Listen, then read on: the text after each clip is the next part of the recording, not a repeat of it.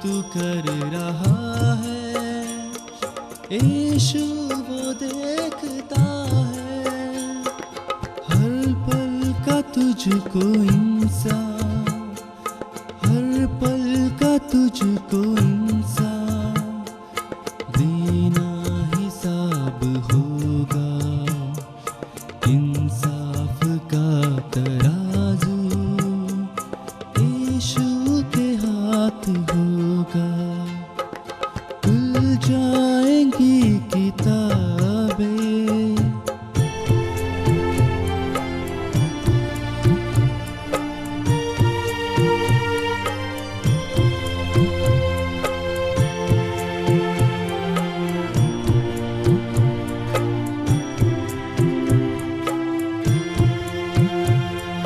आजा अभी ही मुड़कर, यीशु बुला रहा है, आजा अभी ही मुड़कर, यीशु बुला रहा है, वरना ये याद रख ले, वरना ये याद रख ले, तेरा ही नाश होगा, इंसाफ का तराजू यीशु के हाथ होगा, खुल जाएंगी किताबें, जब भी हिसाब होगा, इंसाफ का तराजू यीशु के हाथ होगा, खुल जाएंगी किताबें, जब भी हिसाब होगा, इंसाफ का तराजू यीशु के हाथ होगा, खुल जाएंगी किताबें। जीवित परमेश्वर के नाम में एक और बार हमारा नमस्कार। जीवन जल के इस कार्यक्रम के द्वारा फिर से आपके घर में और आपके मन में आने का एक मौका परमेश्वर ने प्रदान किया है। इसके लिए परमेश्वर का धन्यवाद करते हैं और आप सबों को हमारा जय मसीह की।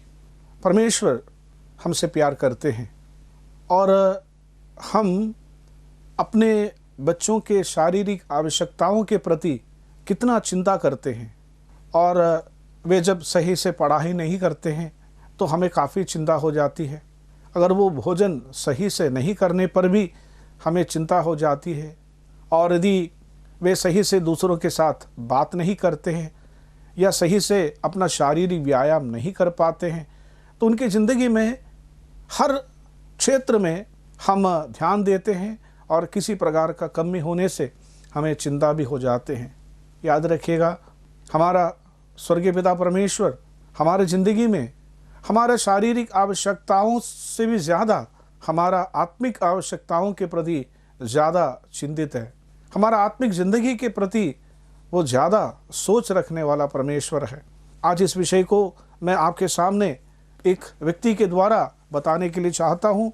यूहन्ना रचित सुसमाचार उसका 3 अध्याय और उसे 1 से लेकर 3 पद तक के पदों को हम लोग पढ़ेंगे। फरीसियों में निकोदिमुस नाम एक मनुष्य था जो यहूदियों का सरदार था।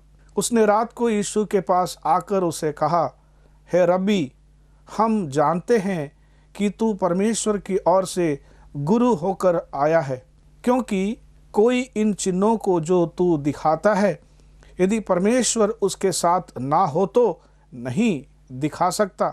यीशु ने उसको उत्तर दिया, मैं तुझसे सच सच कहता हूँ, यदि कोई नए सिरे से ना जन्मे तो परमेश्वर का राज्य देख नहीं सकता। निकोदिमुस जो यहूदियों का सरदार था, और हम उसके 10वीं पद अगर पढ़ेंगे तो वहाँ पर लिखा है कि निकोदिमुस यहूदी लोगों के बीच में उनका एक धार्मिक गुरु थे और वे एक बुजुर्ग व्यक्ति भी थे। वो यीशु मसीह के पास आया क्योंकि वो यीशु मसीह के बारे में सुने थे और उनकी जो वाणी है, प्रवचन है, वो उन्होंने कहीं से सुना होगा या अपने से भी सुने होंगे। और उनको एक बात मालूम हुआ कि प्रभु यीशु मसीह, उसका 2 पद में उन्होंने इस बात को अंगीकार किया है कि प्रभु यीशु मसीह परमेश्वर की ओर से आया है। अगर नहीं होता तो यीशु मसीह जो कार्य कर रहे हैं ऐसा कार्य नहीं कर पाता। ये बात उन्होंने अंगीकार किया। और निकोदिमोस हो सकता है कुछ सवालों को लेकर यीशु मसीह के पास आए होंगे। प्रभु यीशु मसीह उन्हें डायरेक्ट एकाएक उनका आत्मिक विषय या उनका सबसे बड़ा जिंदगी का जो सवाल है उसका जवाब यीशु मसीह दे रहे हैं, जबकि उन्होंने पूछा नहीं था। और यीशु मसीह ने उन्हें कहा, हे निकोदिमोस, तुम धार्मिक रीति से बहुत सारा सवाल लेकर मेरे पास आए हो, लेकिन मैं तुझे एक बात बताना चाहता हूँ। अगर इस बात का जवाब लेकर तू जाए तेरा जीवन धन्य होगा। यीशु मसीह ने कहा, तेरे लिए सबसे बड़ी ज़रूरत है, तुम बहुत कुछ जानता होगा, लेकिन तेरे लिए सबसे बड़ी ज़रूरत है, तुम्हें नए जन्म की ज़रूरत है। नए तरीके से, नए रीति से तुम्हें जन्म लेने की ज़रूरत है। निकोदिमोस यीशु मसीह की इस वाणी से आश्चर्यचकित हो गया, क्योंकि निकोदिमोस ने धार्मिक किताबों को बहुत पढ़ चुके हैं, उन्होंने अन्य कई रब्बियों का किताब पढ़ चुके हैं, लेकिन ये बात किसी ने कभी नहीं कहा कि एक नए तरीके से जन्म लेना है, एक नया जन्म लेना है। और उन्होंने अपनी जानकारी के अनुसार उन्होंने यीशु मसीह को पूछने लगा, प्रभु ये कैसा संभव है, मैं तो बूढ़ा हो चुका हूँ, फिर से माँ की गर्भ में जाकर मैं क्या फिर से जन्म ले सकता हूँ? प्रभु यीशु मसीह ने कहा, नहीं निकोदिमोस, तुम्हारा जानकारी गलत है। यीशु मसीह ने कहा कि तुम कितने भी बार शारीरिक रूप से जन्म लेंगे तो जो शरीर से जन्मा है वो शरीर है। और यीशु मसीह ने कहा, मैं उस जन्म के बारे में नहीं बताता, मैं तुम्हें एक आत्मिक जन्म के बारे में बताता हूँ। निकोदिमोस को ये बात समझना थोड़ा मुश्किल था। और आज हमारे बीच में भी या कई लोगों के बीच में भी एक भावना है कि मनुष्य अपने जन्म बार बार लिए जाने के द्वारा, कुछ अच्छे जन्म पाने के द्वारा वो व्यक्ति उस नया जन्म अर्थात उस अनंत काल का जीवन प्राप्त कर सकते हैं। ऐसा एक सोच, एक पढ़ाई हमारे भी बीच में है, लेकिन यीशु मसीह ने इसे खंडन किया। यीशु मसीह ने कहा, तुम माँ के कोख में जाकर कितने बार भी जन्म लो, जो शरीर से जन्मा है वो शरीर है। जो व्यक्ति शारीरिक रूप से इस संसार में जन्म लेता है वो कभी भी स्वर्ग राज में प्रवेश नहीं कर सकता, स्वर्ग राज देख नहीं सकता। शारीरिक रूप से जो जन्म लेता है वो क्यों स्वर्ग राज में प्रवेश नहीं कर सकते? शारीरिक रूप से जो जन्म होता है उसका क्या खासियत है और उसमें क्या कमी है? मैं एक दो बातें आपको बताने के लिए चाहता हूँ पवित्र शास्त्र बाइबल से। इसलिए याद रखिएगा, बार बार जन्म लेने से, कई हजारों बार जन्म लेने से आप कभी भी उस अनंत काल का जीवन में जाने में आप कामयाब नहीं होते, उसके लिए आप लायक नहीं होता। कोई भी योनि से आप जन्म लो, लेकिन आप उसके लिए योग्य नहीं होंगे। क्यों नहीं होगा? आप बाइबल में 51 भजन संहिता में और उसका 5वीं पद में एक सुंदर पद हम लोग पाते हैं, देख मैं अधर्म के साथ उत्पन्न हुआ और पाप के साथ अपनी माता की गर्भ में पड़ा। यहाँ पर पढ़ते हैं कि एक व्यक्ति जब अपनी माँ के द्वारा जन्म लिया जाता है और बताते हैं कि वो व्यक्ति पाप में जन्म लेते हैं। तो यीशु मसीह ने कहा, जो शरीर से जन्मा है वो शरीर है। इसका मतलब आप कितने बार भी, कितने हजारों बार भी अगर आप शरीर से जन्म लेते हैं तो ये स्वभाव आपके अंदर आ जाता है। कौन सा स्वभाव है? पाप का स्वभाव। और उसका 14 अध्याय और उसका 4 पद देखिएगा, अशुद्ध वस्तु से शुद्ध वस्तु को कौन निकाल सकता है? कोई नहीं। तो हमारे माता पिता के अंदर जो पाप का स्वभाव है स्वाभाविक तरीके से उनके संतान में भी होते हैं, और मेरा जो पाप का स्वभाव है वो मेरे संतान में भी पाए जाते हैं। इसे हम लोग जन्म में पाए जाने वाला स्वभाव कहते हैं। तो मनुष्य अपना जन्म से, कर्म से और स्वभाव से वो पापी है। तो इसलिए यीशु मसीह ने कहा, जो शरीर से जन्मा है वो शरीर है। जो शरीर से जन्मा है उनके अंदर पाप का स्वभाव पाया जाता है। पापी व्यक्ति परमेश्वर के पास नहीं जा सकता। जो शरीर से जन्मा है उनका और कुछ कमियों के बारे में भी बाइबल बताते हैं। यिर्मयाह की किताब आप उसके 7वें अध्याय में जब आते हैं तो वहाँ पर इस प्रकार यिर्मयाह बताते हैं कि हमारा मन सारी वस्तुओं में धोखा देने वाले हैं और इसमें असाध्य रोग लगा हुआ है। तो बताते हैं कि मनुष्य का जो मन है, जो हमें इस संसार से, शरीर से जो मिला है, हमारे माता पिता से मिला है, बताते हैं इसमें एक असाध्य रोग लगा हुआ है। और इसके बारे में हम लोग रोमियो का पत्री उसके 7वें अध्याय जब आते हैं तो वहाँ पर इस शरीर का दूसरा एक गुण के बारे में वहाँ पर बताया है कि ये शरीर जो हमें माता पिता से मिला है, पाप के संबंध में ये एक कमज़ोर शरीर है, एक दुर्बल शरीर है। फिलिपियों का पत्री उसका 3रा अध्याय में जब आता है वहाँ पर पौलुस बताते हैं कि ये शरीर दीनहीन शरीर है और ये पाप के संबंध में कमज़ोर है। कई बार कई बुराई से बचकर रहने का कोशिश करते हैं, लेकिन कहीं ना कहीं इंसान फिसल जाते हैं, कहीं ना कहीं इंसान भटक जाते हैं। वो इसलिए है क्योंकि ये शरीर कमज़ोर है। और तीसरी बात, इस शरीर के बारे में हम लोग इस प्रकार जान सकते हैं कि यिर्मयाह की किताब उसके 13 अध्याय उसका 23वें पद में भी हम लोग इस प्रकार पढ़ते हैं, क्या एक हबशी मतलब जो नीग्रो है, और पूछ रहे हैं क्या एक हबशी अपना चमड़ा बदल सकता है? एक चीता अपने धब्बा बदल सकता है? यदि वो बदल सकता है तभी जो मनुष्य बुराई करने के लिए सीखा है वो उस बुराई से वो निकल सकता है। प्रियो, याद रखिएगा, ये जो शरीर है इसे आप बदल नहीं सकते। इस शरीर को आप शिक्षा देकर इसे आप शिक्षित कर सकते हैं, इसको एक अच्छे समाज में रखने से, और इसको आप अच्छा संस्कृति दे सकते हैं, और आप इसे और सुंदर बना सकता है, और आप इसे कुछ समय के लिए आप उसको ढाँप करके रख सकते हैं। लेकिन याद रखिएगा, आप इसे कभी बदल नहीं सकते। अगर मानो कि जो विष वाला बोतल है, जो पॉइसन है, उस विष वाला बोतल के ऊपर अगर आप चीनी लिखने से वो विष कभी चीनी नहीं हो सकता। इसी प्रकार एक पापी को संत बुलाने से, एक पापी को और अन्य शब्द बुलाने से पापी पवित्र नहीं बन जाते, उनका नाम बदलने से नहीं होता।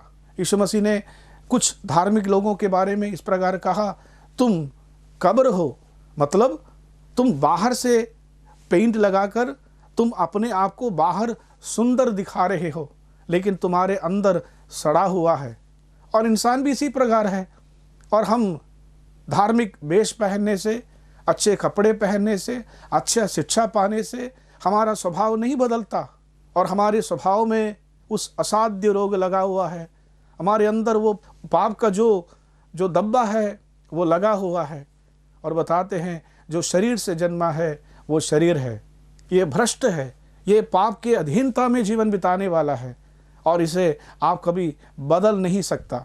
इसे आप थोड़ा समय के लिए सुधार सकता है, लेकिन पूरी की पूरी आप बदल नहीं सकता। इसलिए यीशु मसीह ने कहा ये शरीर कभी परमेश्वर के राज्य में प्रवेश नहीं कर सकता।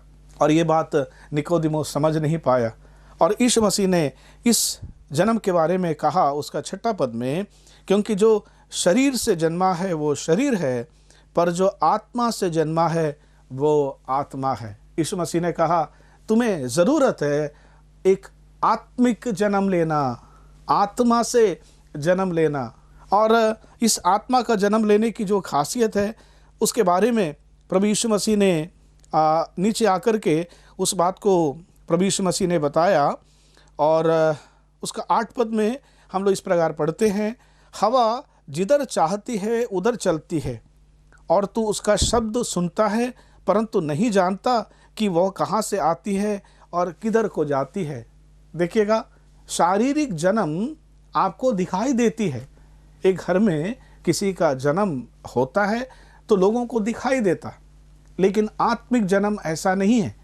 आत्मिक जन्म एक आत्मा का जन्म है, ये अंदर होने वाला एक जन्म है। और कहते हैं ये लोगों को मालूम नहीं होता, शारीरिक रूप से ये समझ नहीं पाता।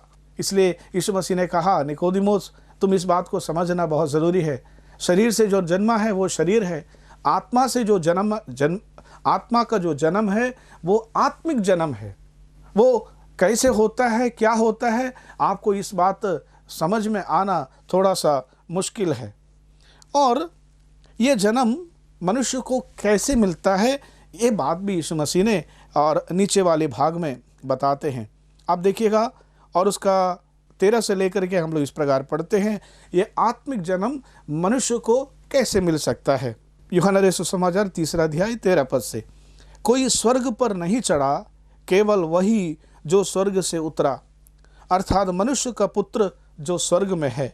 और जिस रीति से मूसा ने जंगल में सांप को ऊंचे पर चढ़ाया, उसी रीति से अवश्य है कि मनुष्य का पुत्र भी ऊंचे पर चढ़ाया जाए, ताकि जो कोई उस पर विश्वास करे वो अनंत जीवन पाए। यीशु मसीह ने कहा आत्मिक जीवन का मतलब आत्मा से होने वाला एक जीवन है। और ये जीवन कैसे प्राप्त होता है, उसके बारे में यीशु मसीह उन्हें समझा रहा है कि ये प्राप्त होने के लिए एक काम होना ज़रूरी है। वो क्या है? मनुष्य का पुत्र को ऊपर चढ़ाया जाना। ये किसके बारे में बताते हैं? मनुष्य का पुत्र कौन है? मनुष्य का पुत्र प्रभु यीशु मसीह स्वयं है, जो परमेश्वर का पुत्र था, जो स्वयं परमेश्वर थे। उन्होंने मानव का रूप धारण करके संसार में आए, उन्हें मनुष्य का पुत्र का दर्जा दिया गया। और यीशु मसीह ने कहा ये मनुष्य का पुत्र को ऊपर चढ़ाया जाना ज़रूरी है। किस लिए? ताकि तुम्हें अनंत जीवन मिले।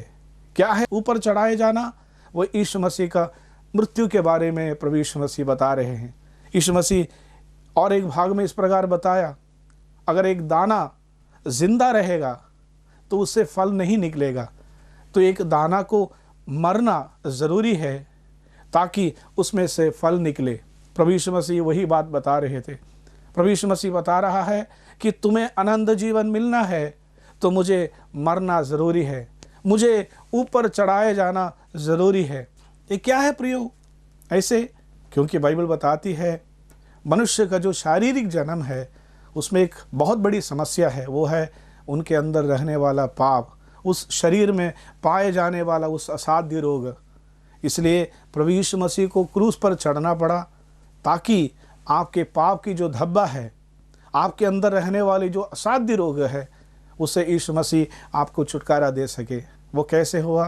प्रभु यीशु मसीह ने क्रूस पर बहाए गए उस बहुमूल्य रक्त से प्रभु यीशु मसीह मेरे और आपका पाप का दाग मिटा सकते हैं।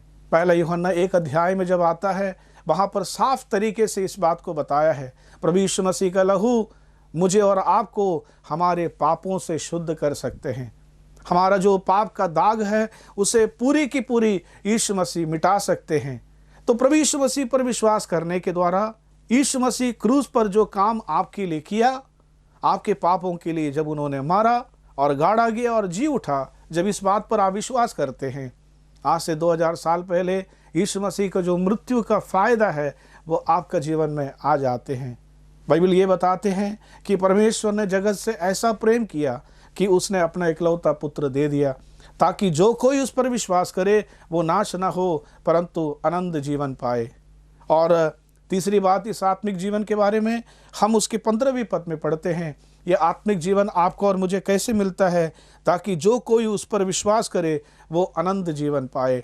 प्रभु यीशु मसीह पर विश्वास करने के द्वारा हमें अनंत जीवन मिल जाता है। प्रभु यीशु मसीह पर विश्वास करने के द्वारा हमें उस आत्मिक जीवन मिल जाता है।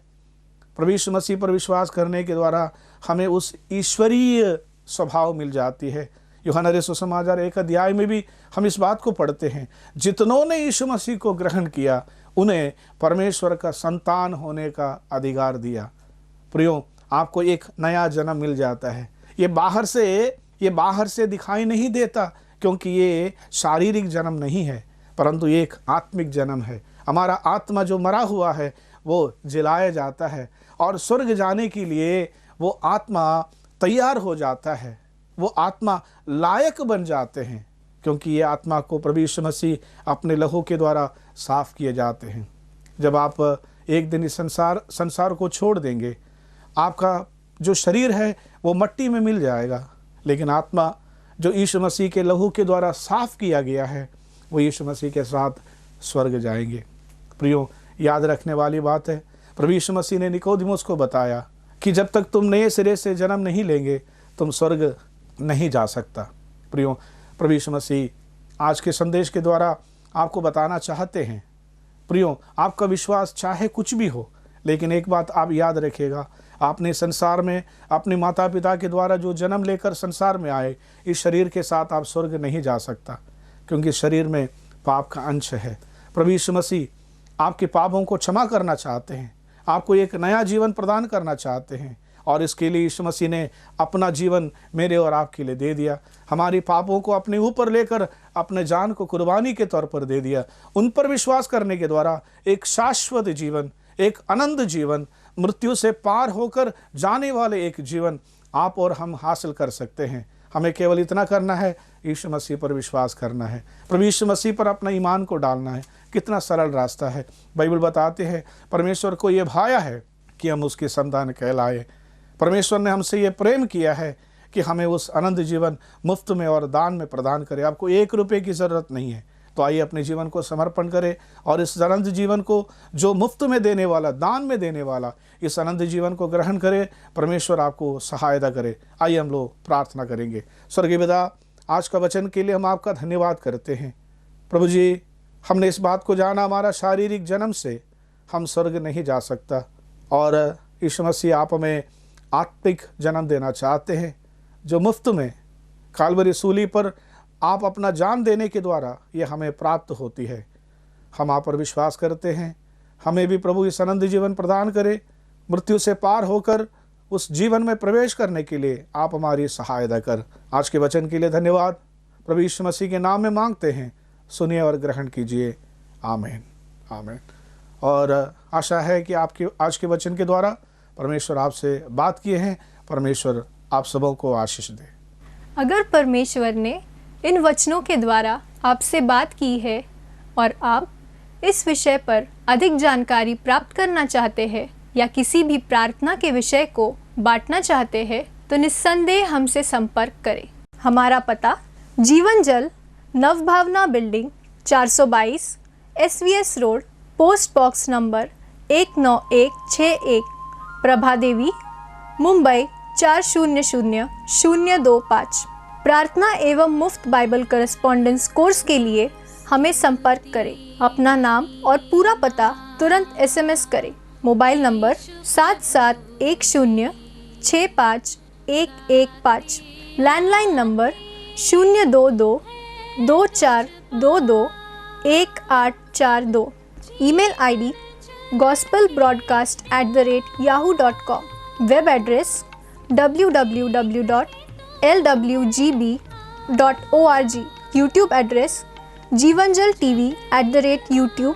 जीवनजल कार्यक्रम को हर सोमवार और बुधवार शाम 6:30 बजे और हर शनिवार रात 9 बजे आप इसी चैनल पर देख सकते हैं, और living waters English program good news channel पर हर शुक्रवार शाम 6:30 बजे देख सकते हैं। धन्यवाद।